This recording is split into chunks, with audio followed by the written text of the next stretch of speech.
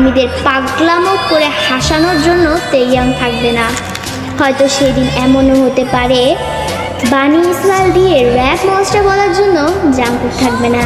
সেদিন হয়তো বা বিটিএস নামক ওই ব্যান্ডটা থাকবে না।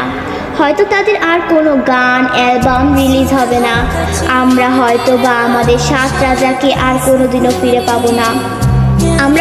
আমরা আর্মিরাই চাই না যে আমাদের প্রাণপ্রিয় বিটিএস 2027 সালে ডিসব্যান্ড হয়ে যাক, কিন্তু 2027 সালেই হোক বা 2034 সালেই হোক, একদিন না একদিন তাদের সব কিছু ছেড়ে চলে যেতে হবে। ডোরেমনও তো রোবট হয়েও সারা জীবন নোবিতার কাছে থাকতে পারেনি, তবে বিটিএস মেম্বারও তো মানুষ, তারা কিভাবে পারবে আমাদের সাথে সারা জীবন থাকতে?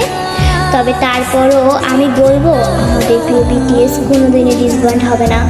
তারা আমাদের হৃদয়ের মাঝে চিরকাল থাকবে। দিন শেষে একবার আমাদের